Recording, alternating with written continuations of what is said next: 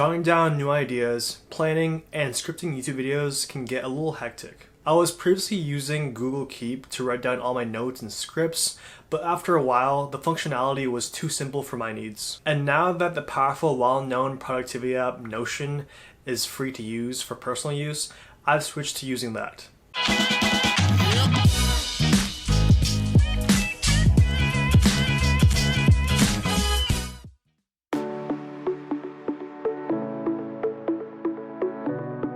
Hello and welcome back to another video.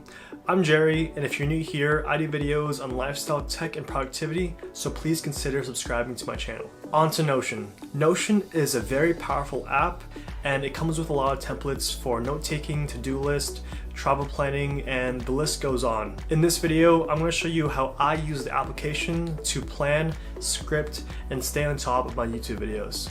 I started out by selecting the content calendar template. For those of you who've had experience working in an agile work environment, you'll notice that this template looks a lot like a Kanban board. Just to summarize, for those of you who don't know what a Kanban board is, it's basically a board with different stages or columns. Every work item you enter starts in the first stage, and as you progress and complete the work item, you drag it across each stage. Here are my customized stages that I use.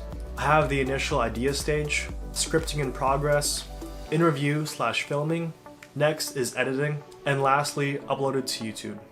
It's pretty simple. When I have a new idea for a video, I go to the idea column/stage and I hit the plus button. I then enter the title or initial idea for the video, and then I scroll down to select which type of work item it is, which is video.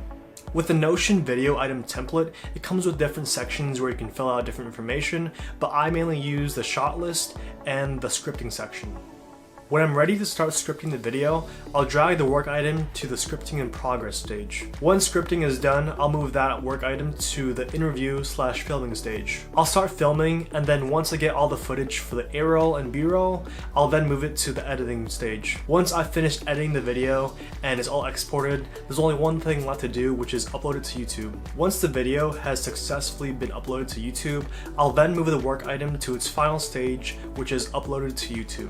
If you're a content creator that needs a platform for jotting down notes, writing scripts, and seeing where you are with different video projects, I highly recommend using Notion. If you've enjoyed watching this video and you found it helpful, make sure you leave a like and subscribe to support the channel and to see more content like this. I'm Jerry, and as always, thank you for watching, and I'll see you in the next one.